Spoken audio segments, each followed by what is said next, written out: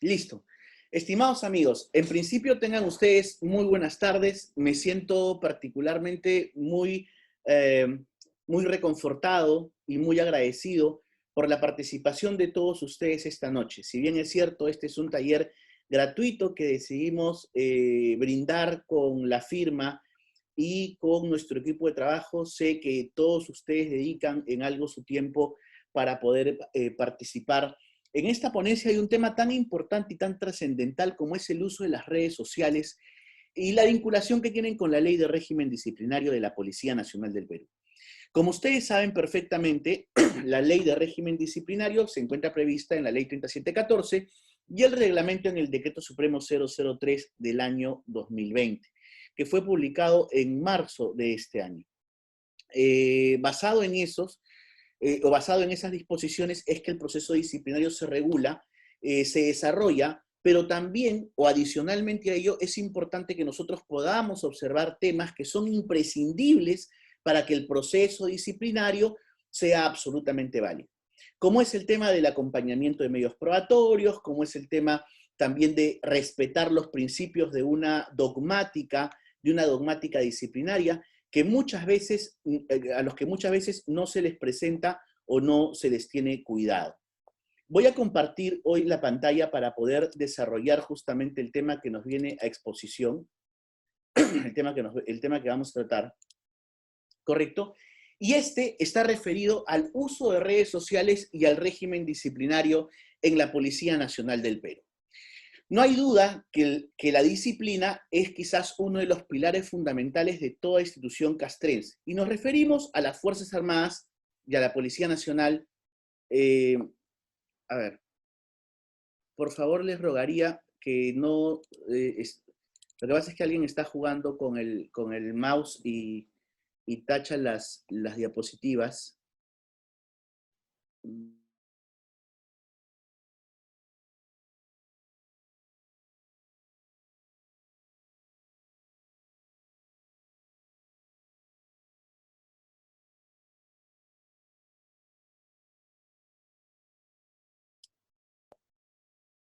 A ver, estimados amigos, si ustedes mueven el tema, van a malograr las diapositivas.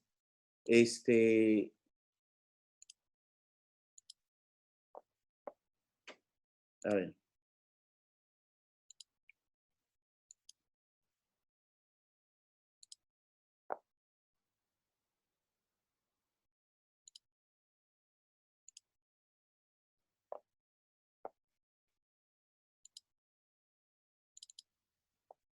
Permítame, por favor, para que esto no vuelva a ocurrir, voy a ver.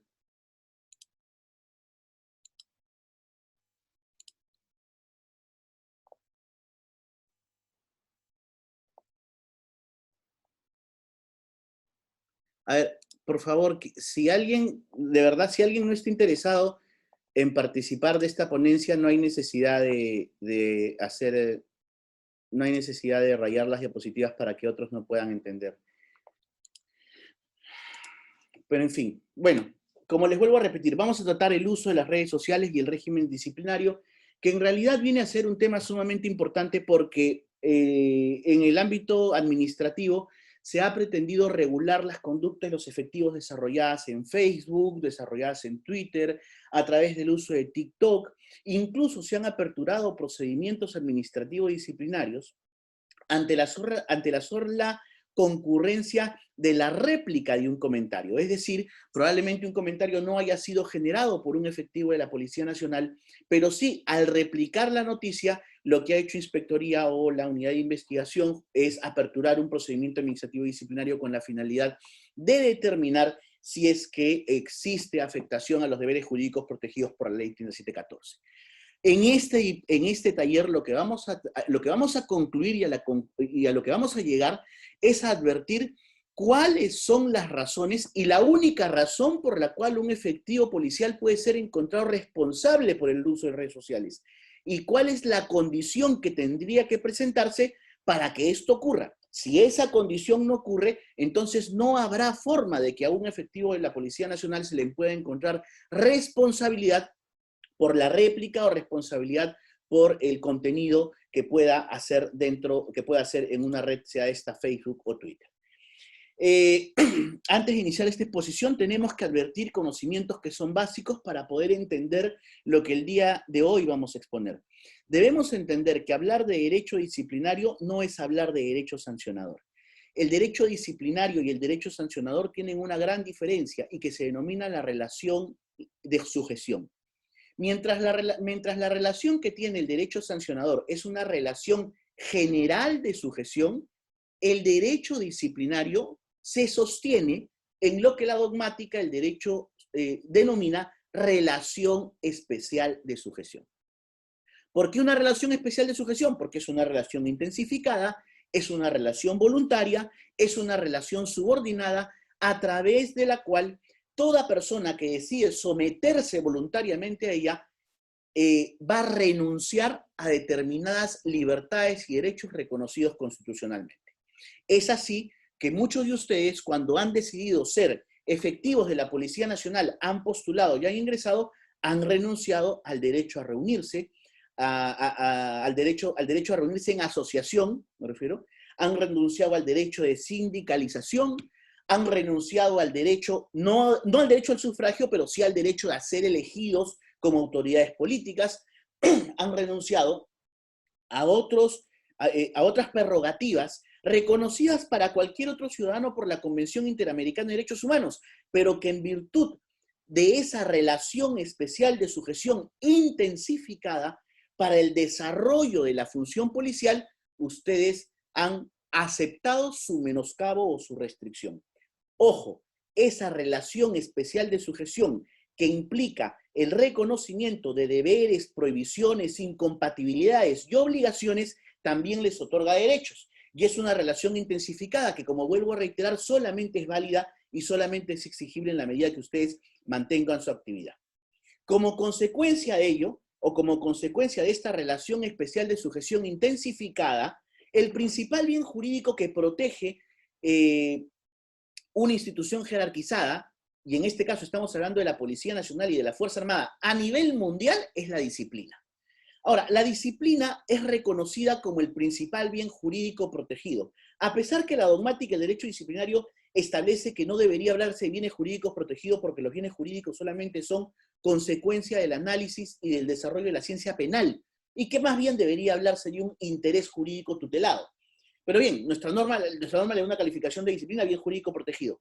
Entonces, el tema es que la disciplina viene a ser el pilar sobre el cual se sostiene esta relación especial de sujeción intensificada y por la cual la institución policial tiene dos prerrogativas. Y escuchen bien, una prerrogativa positiva y una prerrogativa ejecutiva. La prerrogativa positiva es aquella destinada a regular a través de reglamentos, disposiciones, todo su marco disciplinario.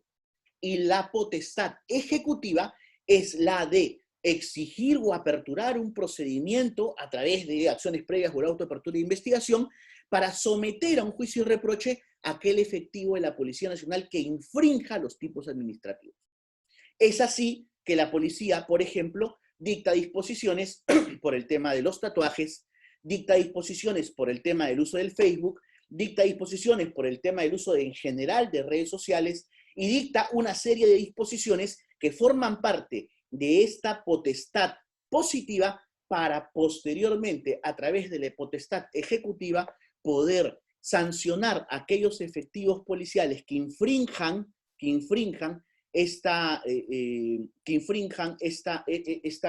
este cuadro normativo o estos parámetros establecidos a través de la apertura de un juicio de reproche. Correcto. Entendidos estos conceptos, vamos a pasar a compartir el tema de, en este caso, la relación de la conducta con los medios de comunicación. ¿Correcto? ¿Y qué ocurre en este caso, estimados amigos, de la relación de la conducta con los medios de comunicación? Lo que ocurre es lo siguiente, que la norma, o mejor dicho, la doctrina disciplinaria, porque la norma no establece ninguna cuestión, refiere que el uso de las redes sociales tiene necesariamente el planteamiento de un problema. Y el planteamiento de un problema es la siguiente pregunta. ¿Cuál sería el alcance de la manifestación de una idea u una opinión en una red social? Es decir, ¿de qué manera una opinión o una manifestación de lo que una persona puede opinar en una red social, sea esta el Facebook, el Twitter, el TikTok, puede constituir una conducta agraviante al deber funcional? Aquí nos encontramos frente a la lucha de dos situaciones. Por un lado, tenemos el derecho fundamental que tiene rango constitucional y que es el derecho a la libertad de pensamiento y a libertad de opinión. Y por otro lado, tenemos la disciplina que es consecuencia de la relación especial de sujeción a la cual yo me he subordinado o sometido. En consecuencia, a mi lado derecho tenemos el derecho a la libre expresión, reconocido incluso por los tratados internacionales y por la Convención Interamericana de Derechos Humanos, y al otro extremo tenemos el deber funcional que como consecuencia de mi relación especial de sujeción como policía debo ejercer. Cuando estos dos extremos confluyen, cuando estos dos extremos pueden generar la apertura de un procedimiento administrativo disciplinario. Esto puede generar la apertura de un procedimiento administrativo disciplinario cuando concurren tres temas puntuales. Primero, existe connotación pública en la idea o la opinión difundida. Segundo, existe una relación de causalidad entre la opinión que yo he vertido y el deber funcional que estoy desarrollando. Y tercero, cuando existe una adecuada ponderación del derecho a la libre expresión y el deber funcional infringido. Es decir, solamente en el análisis que debe hacer el órgano de investigación podrá determinar responsabilidad si esos tres elementos confluyen o son unificados en el desarrollo justamente de la investigación. Si es que eso no ocurre así, como ya lo vamos a ver en las conclusiones de esta exposición, entonces no habrá ilícito disciplinario. Y al no haber ilícito disciplinario, no hay reproche o no hay culpabilidad que pueda soportar la imposición de una infracción. ¿Correcto? Entonces, primero, tenemos la connotación pública con la idea de opinión del servicio. El derecho a la libertad de expresión, cuando es ejercido por funcionarios públicos en ejercicio de las funciones, no hay duda que tiene limitaciones. Y estas limitaciones están referidas a que las opiniones que pueden vertirse en estos, ya sea en cualquier medio de comunicación, incluso de manera privada, no tiene que ser una comunicación que esté vinculada al servicio, y lógicamente a los funcionarios públicos no se les permite tener mayor manifestación principalmente sobre hechos que les son guardados o que les son informados como consecuencia de esa relación especial de sujeción. ¿Correcto? Tanto así que estén en una red social o no, ustedes como efectivos de la Policía Nacional, por ejemplo, se encuentran en la obligación de guardar reserva de un manual de operaciones previamente a una acción policial que se vaya a desarrollar. Tienen la obligación de guardar secretos sobre la identidad de cualquier persona que pudiera participar como un agente de inteligencia. Significa que no lo van a divulgar en las redes sociales. Pues bien, esta opinión o el reconocimiento al derecho a la libertad, si bien es cierto, está restringido para los funcionarios públicos, especialmente para los miembros de la Policía Nacional y la Fuerza Armada, no significa que necesariamente implique la vulneración del derecho a la libertad de opinión.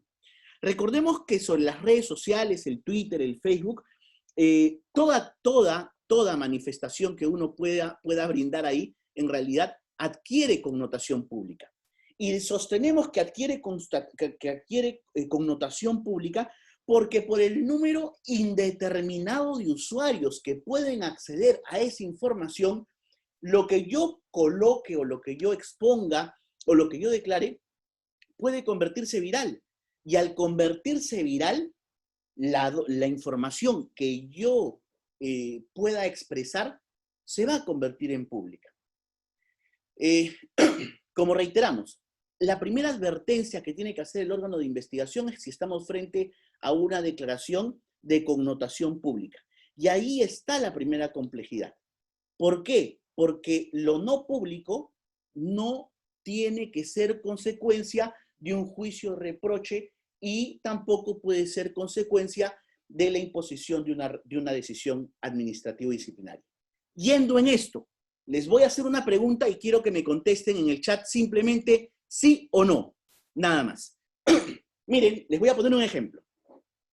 Imagínense que yo soy un suboficial de tercera, ¿correcto? Y estoy al frente de una persona que es un civil y mantenemos nosotros una conversación en el interior de mi hogar, en el interior de mi casa, ¿correcto? Y resulta ser que una tercera persona nos ha grabado y luego lo cuelga en Facebook. Y en esa conversación yo estoy hablando mal del alférez Santibáñez, que es mi jefe, que es un gordo pesado, que le gusta presionar a la gente para sancionarlo, y en realidad estamos viendo la forma de quejarlo. Y resulta ser que un tercero me grabó, y ese tercero lo colocó en las redes. Les hago una pregunta, ¿sí o no? Nada más, quiero que me respondan. ¿Eso constituye o tiene connotación pública generada por mí, si es que es publicado en las redes?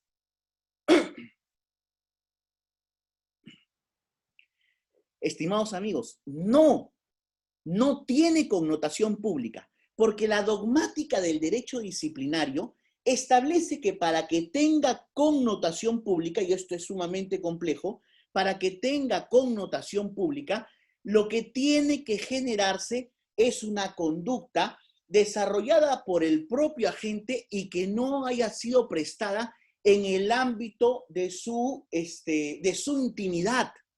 Por tanto, si una conversación ha sido grabada en el ámbito de la intimidad con una, dos, tres, cuatro personas en mi casa, dentro de un lugar que yo considero íntimo y posteriormente es colgado en las redes sociales, no afecta la intimidad, afecta la intimidad y por tanto no puedo ser yo sujeto a reproche porque han sido manifestaciones ejecutadas dentro de mi libertad que no afectan el servicio,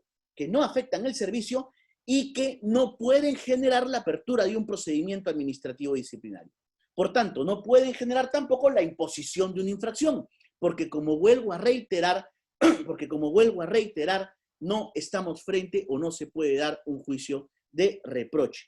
Entonces, la connotación de pública es lo primero que el órgano de investigación tiene que advertir.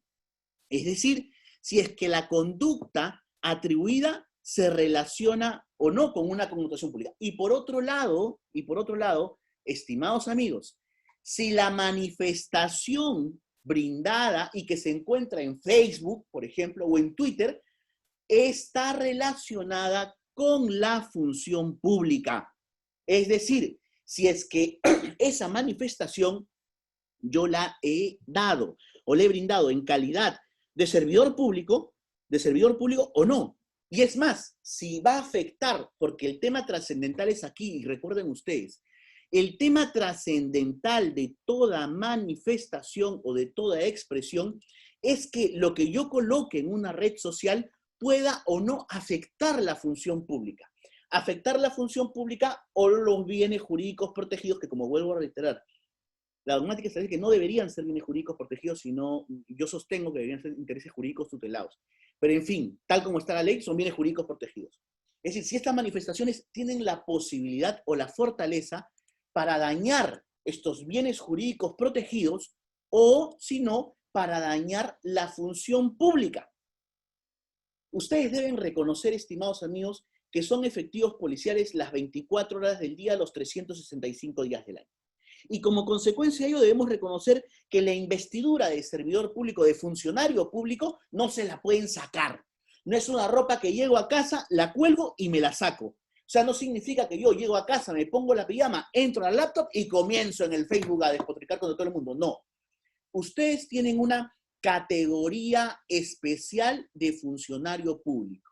Y esa categoría especial está reconocida por la relación especial de sujeción intensificada. Ustedes no dejan de ser funcionarios públicos porque lleguen a su casa y se pongan un pijama. No dejan de ser funcionarios públicos porque estén de vacaciones. No dejan de ser funcionarios públicos porque estén de civil. Aquí, señores, ustedes mantienen una relación o una investidura especial y por tanto el comportamiento que ustedes puedan desarrollar es un comportamiento que va a ser observado. Pero eso no significa que todo comportamiento que ustedes desarrollen que todo comportamiento que ustedes desarrollen sea un comportamiento que tenga que ser necesariamente sancionado, ¿no? Arturo nos pone, pero en el ejemplo que usted pone, sí daña la disciplina porque al hacerse viral dicha aseveración, el resto de los efectivos ya de alguna manera empiezan a hacer comentarios dentro de su ámbito laboral. A ver, aquí hay que ser muy, muy curiosos con el tema por una sencilla razón. Y esto es lo que dice, mucha gente a veces dice que la disciplina, como es un bien jurídico protegido y sobre todo es un concepto jurídico indeterminado, es gaseoso. Para empezar, los órganos de disciplina tienen que establecer si los bienes jurídicos protegidos, tal como los contempla la norma, son dañados en un juicio de reproche, ya sea por dolo o por culpa. ¿Correcto? Primer punto. Y para establecer el daño que pudiera generarse, tienen que analizarse 3 elementos de la culpabilidad: tipicidad y legalidad, ilicitud sustancial y culpabilidad o reproche. ¿Correcto? El solo hecho de yo ser grabado dentro de mi casa con una persona conversando sobre que si mi jefe es gordo, si mi jefe es así, que luego pueda ser colgado en el Facebook, desde ya es una prueba ilícita. Desde ya es una prueba ilícita. Y por tanto, siendo desde ya una prueba ilícita, no debería ser considerada. ¿Correcto? Y por otro lado, el hecho de que se pretenda o que la administración pretenda ingresar en todos los ámbitos de la intimidad del funcionario público constituye un hecho atentatorio de los derechos humanos. Yo les voy a ser absolutamente honesto y particular. Yo soy un enemigo de que la autoridad administrativa entre a toda connotación privada o a pretender regular las conductas dictadas en la intimidad de cualquier funcionario militar, policial o no, o cualquier funcionario, porque eso no significa que los funcionarios públicos no tengan vida, ¿correcto? Bajo esa condición o bajo la condición de que tendría todo que ser regulado, entonces pues también se regularía la mentira que un padre policía le puede decir a su hijo con respecto a que si está engañando a su esposo o no. O también tendría que ser, por ejemplo, sancionada aquella conducta de repente brutal que yo pueda tener con mi pareja dentro de cuatro paredes. También tendría que sancionarse entonces, bajo esos cánones establecidos, aquella conducta de repente homosexual que pueda tener una persona dentro del ámbito de las 4 paredes, cuando de repente afuera es un excelente oficial y no tiene absolutamente nada que ver con el tema de su desempeño profesional. ¿Ah? Hay cuestiones privadas que no pueden entrarse a discutir, o que el ámbito disciplinario no puede entrar a desarrollar o no puede entrar a sancionar, porque forman parte de la libre personalidad de la persona. Y eso, señores, eso ya ha sido discutido, les comento, desde 1994 ha sido discutido en España, en Europa. En Europa estaban como nosotros estamos el día de hoy. Han pasado casi 30 años y hoy por hoy ellos tienen un desarrollo de una dogmática disciplinaria que está a otro nivel y que establece que las cuestiones absolutamente privadas no tienen connotación pública alguna y que por tanto no merecen ser sancionadas. En consecuencia, tenemos que aprender a separar qué cosa es una conducta pública y por tanto que tenga legítimo interés o injerencia en el servicio público, y una conducta que es absolutamente íntima, que no tiene ningún interés en el servicio público. Ahora, con respecto a las conductas desarrolladas para las conductas íntimas, vuelvo a reiterar, tenemos que ver el tema que, con respecto a las manifestaciones en Facebook. Vuelvo a sostener, estamos entrando recién al tema, nos estamos calentando, como se dice. Entonces, primero, les vuelvo a repetir la connotación pública de la idea de lo que se va a declarar. Segundo, la relación de la conducta con la función pública. Volvemos a repetir, el funcionario público policial culmina la jornada laboral y eso no significa que va a implicar que su investidura quede a un lado, no. Por el contrario, resulta importante que el servidor público el servidor funcionario público puede expresar sus ideas, sus opiniones, sin que ello signifique la posibilidad de aperturar un juicio de reproche en el ámbito del derecho disciplinario. Lo que interesa es la relación que tiene la opinión con la función que la persona cumple. Estimados amigos, lo que interesa, vuelvo a reiterar, es la opinión con la función que cumple el funcionario. En consecuencia, si la opinión no tiene ninguna posibilidad de perturbar el deber funcional y mucho menos la función que está desarrollando, entonces no debería ser sujeto a un juicio de reproche y mucho menos debería ser sujeto a la imposición de una infracción, porque no hay ilicitud sustancial. El derecho disciplinario se soporta sobre 3 elementos: tipicidad y legalidad, ilicitud sustancial y culpabilidad o reproche. Son las 3 condiciones de la dogmática del derecho disciplinario. En la medida que no exista ese tema, ¿correcto? En la medida que no exista la ilicitud sustancial como elemento sustantivo de la dogmática del derecho disciplinario, entonces no va a poder iniciarse un juicio de reproche ni valorarse tampoco la imposición de una infracción. Por tanto, y vuelvo a sostener, lo que interesa es la relación que tiene la opinión con la función que se cumple. Por ejemplo, imagínense una persona en su condición de oficial, ¿no? Y utiliza de repente, imagínense el alférez Santibáñez, que utiliza sus redes sociales y viola la reserva legal de actuaciones judiciales o administrativas que están a su cargo y manifiesta, por ejemplo, reiteradamente, o yo manifiesto en mis redes sociales reiteradamente, que mis subordinados son unos ineptos, que mis subordinados son unos irresponsables, son incompetentes, ¿no? Es decir, lo que hago es despotricar contra los subordinados que están a mi cargo. Entonces, eso muchas personas podrían traducirlo en una eventual conducta investigable por posible acoso laboral o trato irrespetuoso a personas que sí tienen relación conmigo. Entonces, en ese caso, existe la probabilidad, o probablemente sí me iniciarían, por favor, si alguien puede controlar eso Entonces, en este caso, sí me iniciarían y sí sería válido probablemente la apertura de un procedimiento administrativo disciplinario, porque recordemos que de conformidad con la ley 3714, la disciplina no solamente exige el comportamiento o el respeto hacia el superior, sino también exige un respeto del superior al subordinado con elementales normas de cortesía. Entonces yo, por ejemplo, como un oficial, no puedo estar en mis redes sociales despotricando con que el personal subalterno no sé, tener algún calificativo despectivo. Eso, lógicamente, iniciaría una apertura de un proceso disciplinario. Correcto. Ahora, si yo, por ejemplo, soy un superior, suboficial superior, y en mi cuenta de Facebook digo, ¿saben qué? El alférez Santibáñez es un maldito porque injustamente me puso una sanción y como consecuencia de ello, voy a iniciar acciones legales. Miren ustedes, ¿han tomado nota de lo que yo acabo de decir? Lo publico en Facebook. ¿Probablemente tenga una connotación? Sí, probablemente va a tener una connotación. ¿Por qué? Porque de acuerdo a la normatividad, la 3714, yo tengo la obligación de valorar, o mejor dicho, respetar a mi superior jerárquico. Y como consecuencia del respeto al superior jerárquico, entonces yo tengo que mantener esa disciplina. ¿Correcto? Esa disciplina.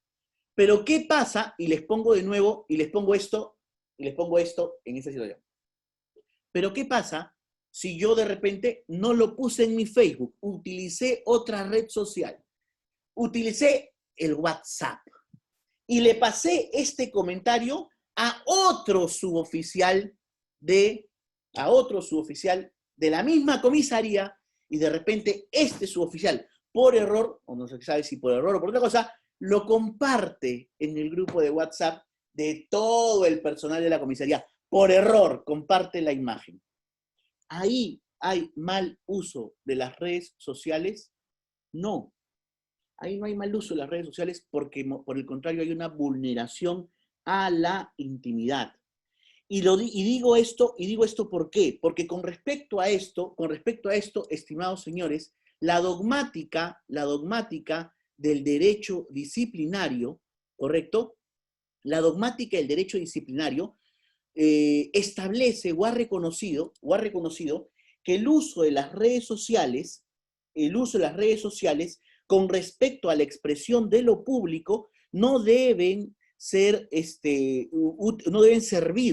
para imponer juicios de reproche y sobre todo para imponer sanciones cuando las manifestaciones no son expresiones públicas imputadas al funcionario público en el ejercicio de su función. Por tanto, quedan a un lado las manifestaciones que pudiera haber brindado en su intimidad.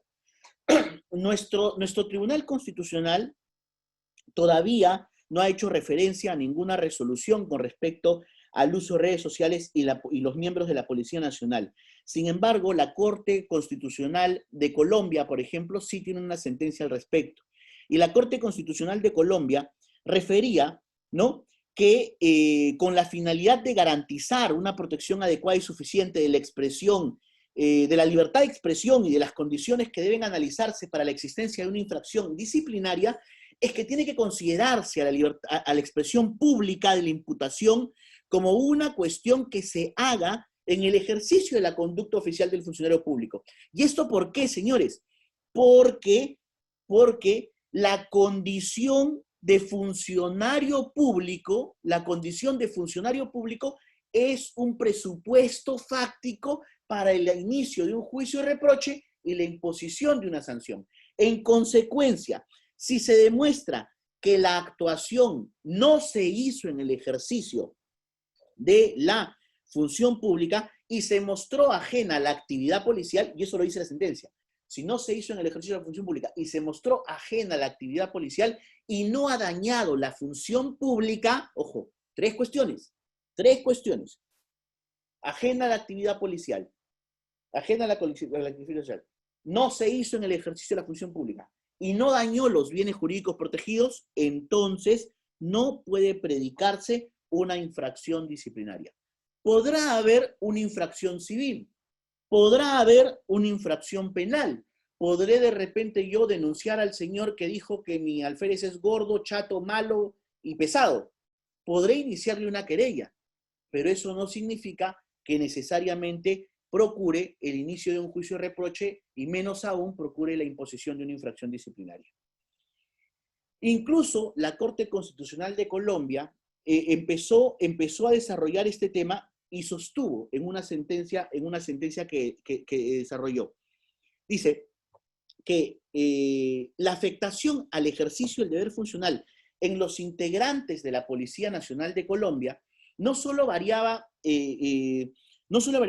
cuando se prestaban manifestaciones calumniosas, injuriosas, sino que estas manifestaciones calumniosas, injuriosas, forman parte del ámbito público cuando son colocadas en una red social como el Facebook, el Twitter o el TikTok. Y por tanto, afectan este ámbito público que lo que hace es explayar manifestaciones o calificativos que una persona pudiera, por ejemplo, prestar sobre otra. Pero la gran pregunta es aquí, ¿esa connotación pública es suficiente para armar un juicio disciplinario? Es decir, basta que yo sostenga que la manifestación que he hecho en el ámbito público es suficiente, que tenga esa connotación pública para aperturar un juicio disciplinario. La dogmática nos dice que no. La connotación pública no es un elemento suficiente para aperturar un juicio disciplinario y posteriormente generar un juicio de reproche. Necesariamente esa connotación pública tiene que estar vinculada al ejercicio de la función pública. Y esto puesto que el presupuesto fáctico, a ver todos ustedes señores, el presupuesto fáctico de toda conducta típica es que la conducta típica sea cometida por un funcionario público. Y el funcionario público solamente puede cometer conductas reprochables en la configuración del desarrollo de una conducta típica ejercida en el ejercicio del deber. En consecuencia, si yo doy una expresión despectiva, una expresión que pueda descalificar, por ejemplo, la honra de una persona, sea mi superior o sea mi subalterno, si es que no existe ninguna relación, por ejemplo, de subordinación. Es decir, les voy a poner un ejemplo claro. Hablan mal, por ejemplo, de un grupo de oficiales. Y yo no tengo ningún tema, digamos, con ellos porque yo estoy en Piura y ellos están en Lima. Y yo lo que hago simplemente es replicar la nota, ¿no? Oficiales fueron detenidos en una organización criminal porque robaron o desarrollaron un plan para robar, no sé, medicinas. Y yo lo que hago es la réplica de la noticia. Yo estoy haciendo una réplica a una nota que yo no he generado. Y más aún, si es que estas son personas que no tienen un mando directo de conformidad con la propia ley 3714, sino simplemente se convierte en una nota que yo he replicado. ¿Tendría responsabilidad disciplinaria en ese hecho? No. No, ¿por qué? Porque la connotación pública no le he dado yo. La connotación pública no lo da el replicar esa noticia. La connotación pública se genera por el solo hecho de estar en una red social. Y por tanto, yo ni siquiera puede considerarse que estaría contribuyendo a hacer expansivo esta nota, ¿correcto?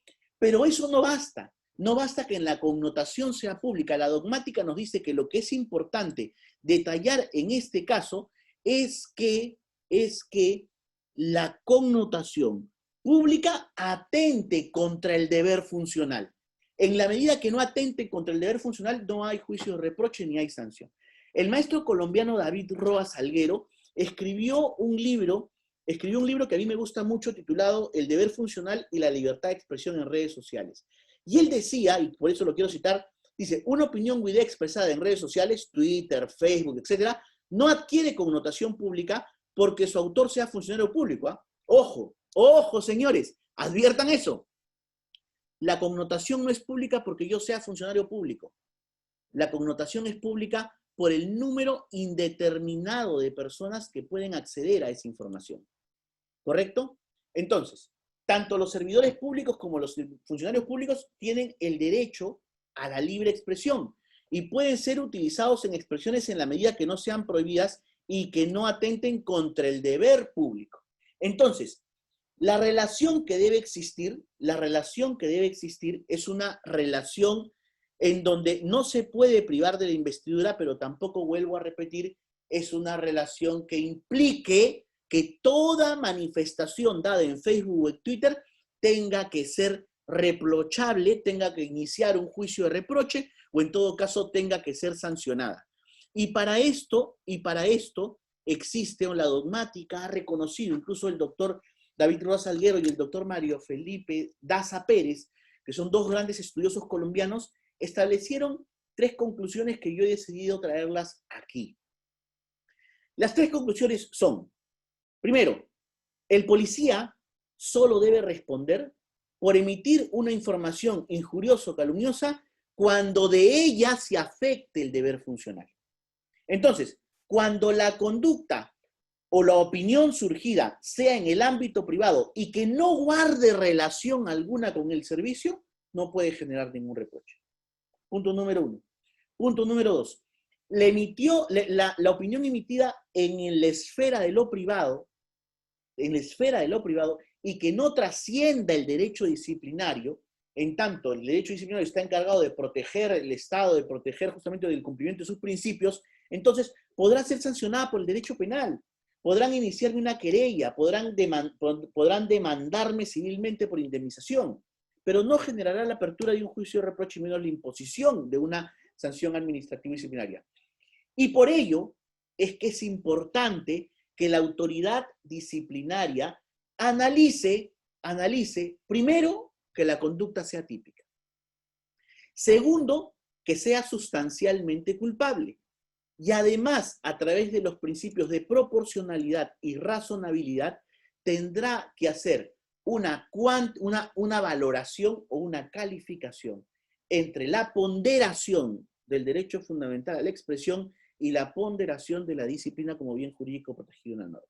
En la medida de que Inspectoría no pueda acreditar eso de manera fehaciente y que no existan los elementos sustanciales de la dogmática disciplinaria, vuelvo a replicar, tipicidad y legalidad, ilicitud sustancial y culpabilidad o reproche, y es más, y la culpabilidad subdividida todavía en dolo o culpa, y la culpa relacionada con negligencia, impericia o desidia, y una serie de cosas adicionales, entonces aquí simplemente no habrá la posibilidad de sancionar. Nosotros, estimados amigos, tratamos de construir una dogmática disciplinaria,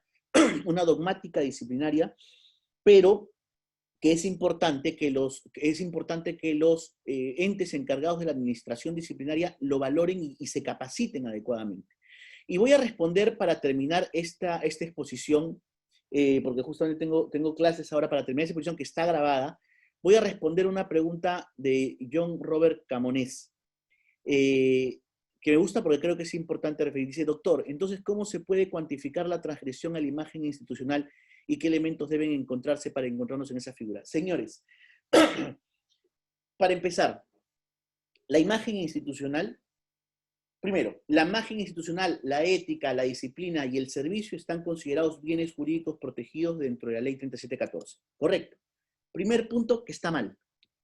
¿Por qué está mal? Porque la dogmática del derecho disciplinario nos ha reconocido que el derecho disciplinario no tiene bienes jurídicos protegidos, porque los bienes jurídicos protegidos solamente existen en el derecho penal, el derecho a la vida, el derecho a la libertad, el derecho al patrimonio.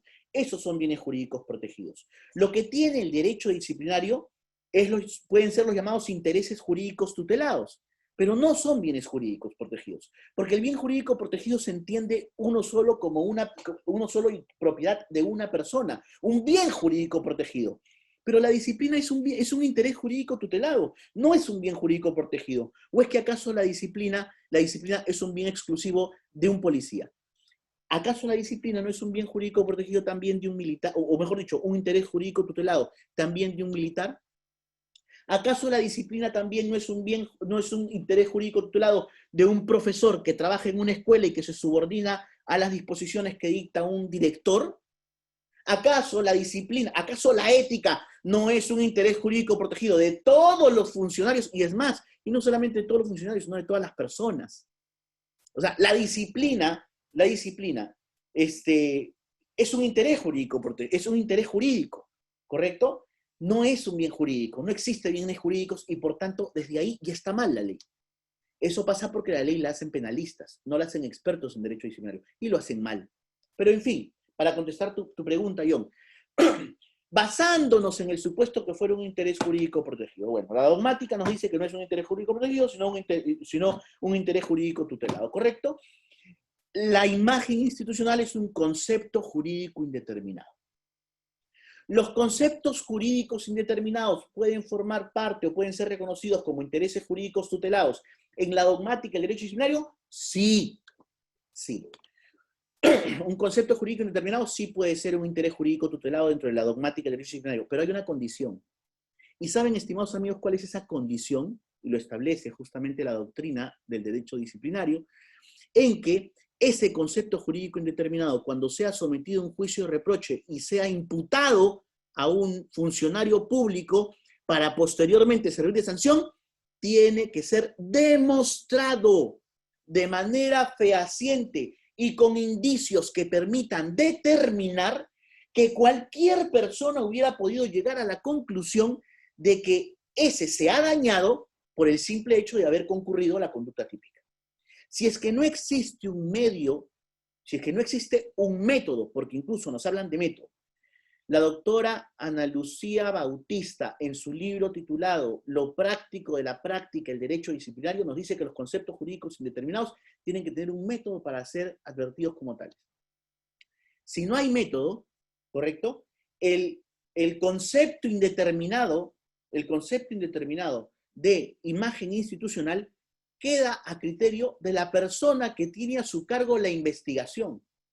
Y los métodos para medir la imagen institucional sí existen y están aprobados por la Universidad de Oxford, por la Universidad de Harvard. Tienes el método por centimetraje, el método Return on Investment, el método justamente de la medición cuantitativa y cualitativa de la imagen. Por tanto, en la medida que eso no pueda acreditarse, no pueda aprobarse, la imagen institucional resulta ser un concepto gaseoso. Gaseoso. Yo les voy a comentar una experiencia.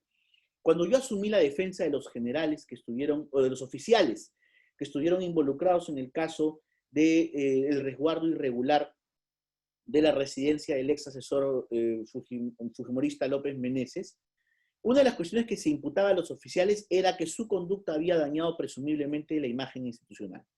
Y como consecuencia de ello, ellos pedían su pase a la situación de retiro. Sostenían que en octubre del año 2012, cuando esto había ocurrido, esto había sido tratado por todos los medios de comunicación y como consecuencia ellos había dañado la imagen de la Policía Nacional. El caso se ganó y se logró la absolución de todos. ¿Saben cómo? Fácil, amigos. Este hecho había sido dado en octubre, ¿correcto? En octubre. Lo que significa, esto se lo voy a poner acá, así, para que lo puedan ver. Este hecho había sido dado en octubre. Entonces, nosotros lo que hicimos fue conseguir, ¿correcto? Datos estadísticos de 3 meses antes y 3 meses después. En octubre, que sucedieron los hechos, la imagen institucional de la Policía Nacional era del 17%. En julio, la imagen institucional de la Policía Nacional era de un 15%. Y en noviembre, la imagen institucional de la Policía Nacional era de un 23%. ¿Es correcto? Señores, ¿cuál es el mayor grado de aceptación? ¿Cuál es el mayor grado de aceptación? ¿No fue acaso el de noviembre? ¿No fue acaso el generado después de este hecho de octubre? Entonces, ¿cuál fue, en consecuencia de ello, el daño a la imagen institucional? ¿No? ¿Cuál fue el daño a la imagen institucional? Entonces, estimado Arturo, justamente yo fui el abogado de tu jefe. Tercero que digo, y al final fue absuelto. Entonces, estimados amigos, es así. El tema aquí es que lamentablemente tenemos una ley de régimen disciplinario que es una ley que no ha sido hecha por expertos, tiene muchísimos errores, tiene errores no solamente en la parte de la estructura típica de las conductas, tiene errores en lo que se refiere a medios de defensa, tiene errores en el reconocimiento de acciones previas o la indagación preliminar, tiene una serie de errores en lo que respecta a principios de jurisdicción.